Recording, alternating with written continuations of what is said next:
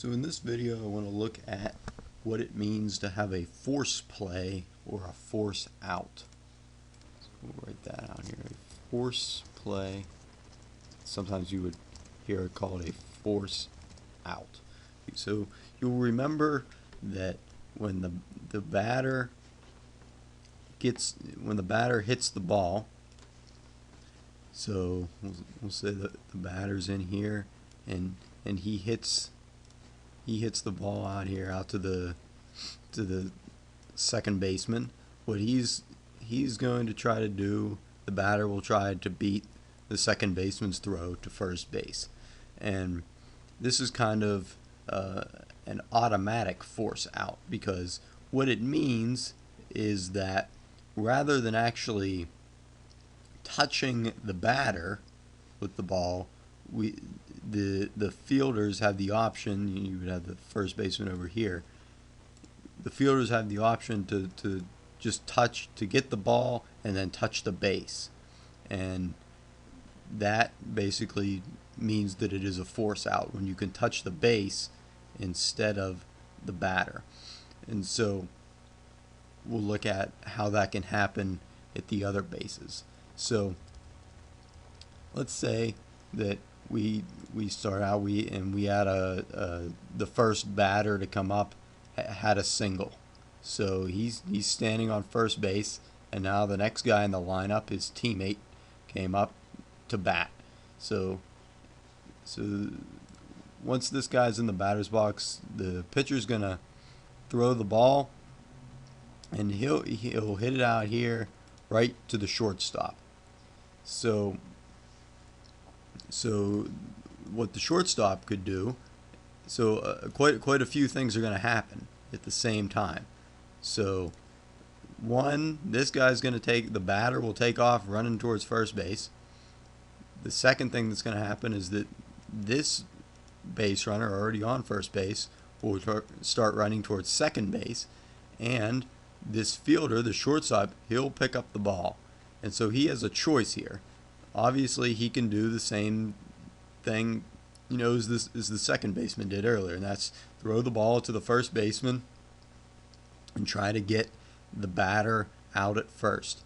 But what he can also do is, because this runner here on first base is kind of being pushed off the base, so we say that the batter is forcing him off first base, so this base runner has to go to second.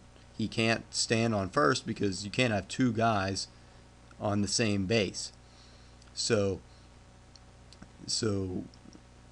this base runner, he'll start running towards second base, and so now the shortstop has the option, and what he can either throw it to first base and get the batter out, or, because this base runner is forced, what the second baseman, as soon as the ball is hit, he'll run over and he'll stand on second base, and that will allow the shortstop to just throw the ball to the second baseman. And because it's a force play, because this runner is forced to go to second base, he's going to be out as soon as the second baseman touches the ball, or catches the ball, and he touches second base. And if he wanted to, if the ball is hit close enough, so if the ball takes a route over here, is right near the base, the shortstop, he can actually pick up the ball and just step on second base himself, and that would also be acceptable. So then the base runner would be out, and so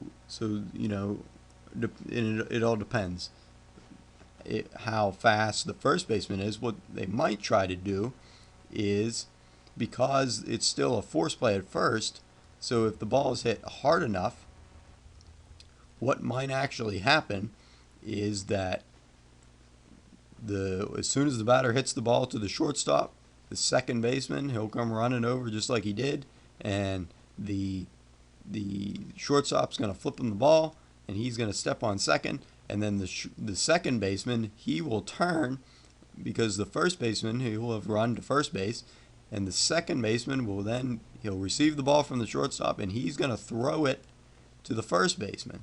And if the first baseman can catch it before the batter gets to first base, then they'll have accomplished what is called a double play. So because they were able to get the force out at second base and then throw the ball and get the force out at first base, they've actually gotten 2 outs on this play. And so you remember there's 3 outs in an inning, and they would have gotten 2 just on this single play. So you remember how we said that the fielder here, or not the fielder, the runner, the base runner, because he's on first base and the batter is forcing him to move to second, so he's forced to go this way. This can also happen. It can also happen with 2 runners. So, say we have a runner on second base and a runner on first base, and then if the batter gets up, and hits the ball, then both of these base runners are forced. So this runner on second base, he'll be forced to run to third base, and this runner again, he'll be forced to run to second base. And so what that'll do is bring a force play, or a possibility of a force out at third base. So if the batter hits the ball to the shortstop, generally they'll go for that double play that we just described, where he'll throw it to the second baseman and then on to the first baseman. But if he wanted to, the shortstop could pick up the ball and he could throw it over here to the third baseman. And really and then in that case, because it's a force play, all the third baseman has to do is catch the ball, step on third base before this base runner gets there, and then that will be an out. Or, and at all times, if there's a base runner and the base runner is not on the base, an infielder can just pick up the ball and touch him, and then that's also counts for an out. So if there's a ground ball, if this ground ball is hit to the shortstop and this base runner is running toward third base and the ball gets there about the same time, if the shortstop can pick it up and tag the runner out, that's what we would call it. We just say he would tag the runner out. So that just means he picks up the ball, a fielder picks up the ball and touches a base runner, and that means that he's out.